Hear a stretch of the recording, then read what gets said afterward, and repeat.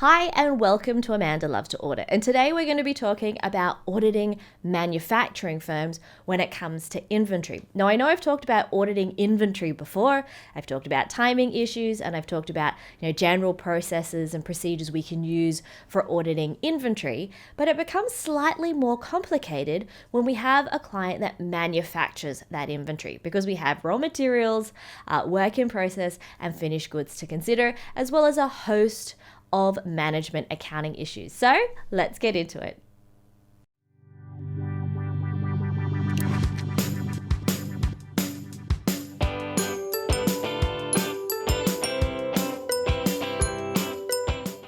Welcome back to all my regular subscribers, to those people from places like Pakistan, Zimbabwe, Malaysia, Indonesia, the US, here in Australia. It's really great to see you all, and I hope everybody is doing well in these COVID-19 times. And today we're going to talk about something I really love. And I love audit, but we're also going to talk about management accounting. Now, why is management accounting near and dear to my heart? It's because when I first came to a university job, my very first teaching job was in management accounting. So I taught different costing methods, variance analysis. So I really miss those accounting days. But, audit is one of those areas where we combine financial accounting and management accounting together because that is what goes into the financial statements and the financial report.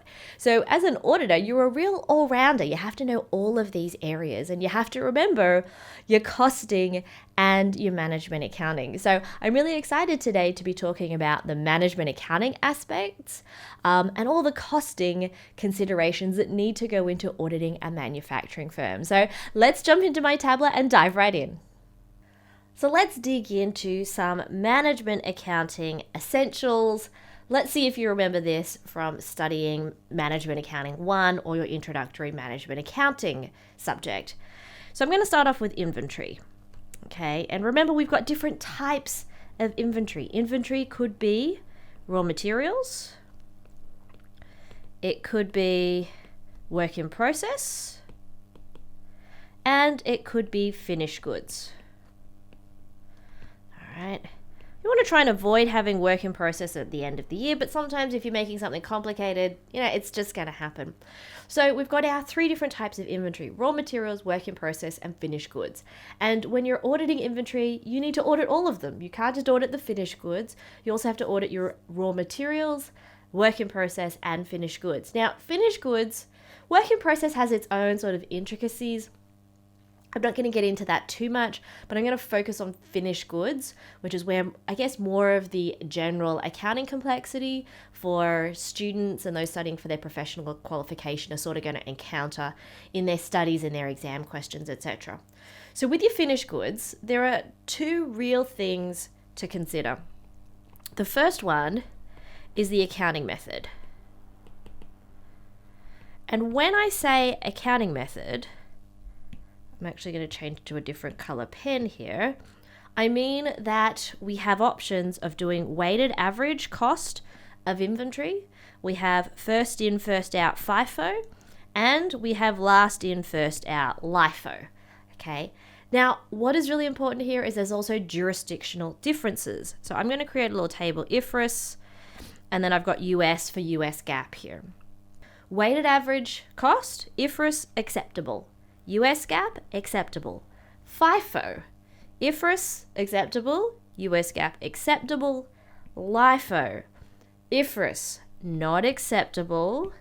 US GAAP, acceptable. So depending on your jurisdiction, you need to find out from your client what is the method they are using for accounting for inventory. And if they're an international firm, this is where, and it's dual listed, this is where it can get even more complicated because something permitted under US GAAP might not be permitted under IFRS, and that's LIFO. So we've got that thing to consider first. We've got to think about the accounting method of when we're moving that inventory and we're selling it, is it weighted average, FIFO, or LIFO? Now, there's also another terminology difference. In IFRS, it says that we have the lower, we have to recognize that the lower of cost or, now in IFRS, it's net realizable value, NRV. In the US, under GAAP, it's market value. All right, so that's something also that you need to consider. Are we looking at lower of cost or net realizable value, or lower of cost or market value? So those are just some tricky accounting policy issues that you need to consider.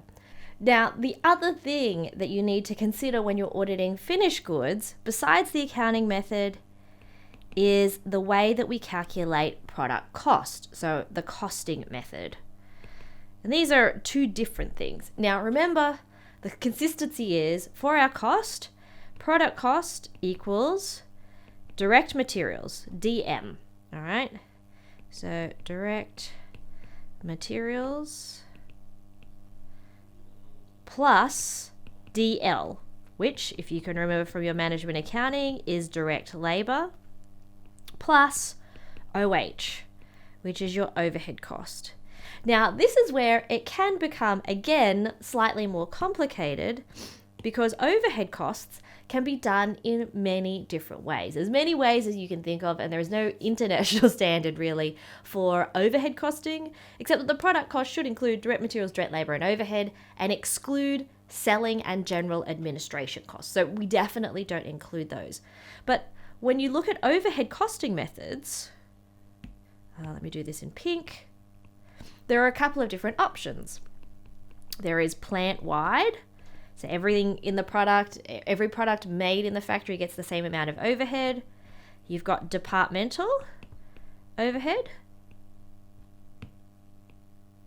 and you've got activity-based costing. Now, there are some others, but these are sort of some major options. And in activity-based costing, you need to think about the cost pools, and you need to think about the cost drivers. The assertion that has the biggest risk when we're auditing any company that manufactures its own materials is going to be that accuracy, valuation, and allocation assertion. So I'm just going to shortcut that to valuation there. And remember, we know that it's two facets. It's looking at the accounting policy choice, which we would talk with management about. So that's going back up here and saying, okay, which of these accounting methods are you using? What is appropriate? Is that accounting technically being done correctly in your accounting system? So that's going to involve a lot of looking at journal entries to make sure that it's adjusting the accounting movements or the inventory movements appropriately, depending on whether you're using weighted average cost, FIFO, or LIFO. Now, when it comes to auditing the costing method, that really is where valuation comes in. I need to look at my direct materials, okay? And I might need to even go back and look at invoices, orders, all right? So one of the most common things to do, and I'm going to write this out as a proper procedure here, is to recalculate the cost of finished goods inventory, FG inventory, by examining the costing method, invoices, orders, and records of, let me write this, raw materials used. All right, so that might mean in auditing inventory that you do variance analysis. And if you're studying management accounting, you'll remember variance analysis, that we have variances for direct materials, and you'll have a price variance, and you'll have a usage variance, which is about efficiency. Whoops, I can't spell variance there. Then you'll have a variance analysis for your direct labor. So that'll be the wage rate. You'll have a rate variance, and again, you'll have an efficiency variance, which is, these are essentially the same thing. Efficiency variance. And so you need to look at those and say, okay, well, did we pay more? Did the company pay less? If they did this analysis themselves, you could get this analysis and figure out, do they need to adjust the product costing? do they need to adjust the direct materials or the direct labor? Because remember, these variances are often built on using budgets versus actuals. And quite often, inventory costing is done using that original budgeted cost, and then they make a whole lot of adjustments at the end of the period.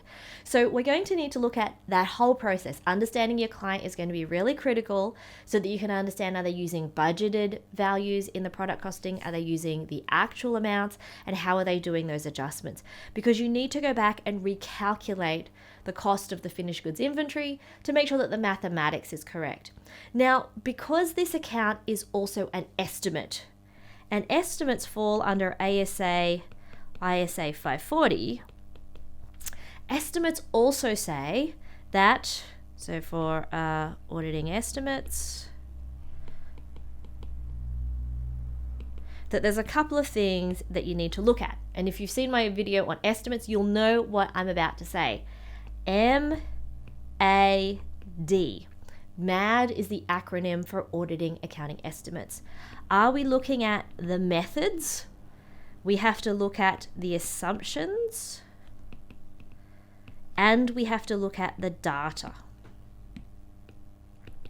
So the method comes back to, what is that overhead allocation? So overhead allocation, it's going to be updating direct materials, direct labor, etc. So that's the method, right? And then you might, if they're doing this on a spreadsheet or a system, you might even need to re-estimate that yourself. So methods, assumptions. And those assumptions quite often come from prices or rates. It might be in terms of efficiency and usage. It could even be in things like cost pools, drivers, all right, if you're using some form of overhead allocation, and then the data. So there, we're going to need to make sure that we understand the internal controls over inventory data collection. All right, because if they're using inappropriate or incorrect or data that has mistakes in it to calculate their inventory costing, then that's going to throw everything out. So auditing inventory can be quite complicated when we have this whole process of manufacturing, because we need to make sure that they're using the right method, LIFO, weighted average FIFO. We know that LIFO is not permitted in the majority of IFRS circumstances, so only in the US. And then we have to go back to their costing method and go back through as it's an accounting estimate. What is the method? What are the assumptions? What are the data? And that means that when we're doing that, we might do, and I've already mentioned recalculation. We will often recalculate. But the other thing that we might need to do is re-estimate. So if we think that something is a little bit off, we think they're using the wrong cost driver, we think that they've used the wrong data to create overhead allocation rates, then we might need to go through and re-estimate, create our own model based on what we think is best in the industry, and potentially do that type of comparison. This is really important because remember, these costs, the cost of one finished good inventory appears in two different places. It sits on the balance sheet as an asset, all right, but it also sits on the income statement as cost of goods sold. Okay, so if we get this wrong, we could have issues in both the balance sheet and the income statement. And if we've understated, for example, the cost of goods sold, then we've overstated profit, and that might have flow-on effects for a company's debt covenants, for management performance. So we need to make sure that we really thoroughly investigate the client's processes, understand their internal controls, understand their accounting, so that we can correctly and appropriately audit inventory in the manufacturing context. So I hope I've helped refresh you a little bit on your management accounting as well as your financial accounting, because when we audit inventory, it's really the synergy between both of those that's really, really important.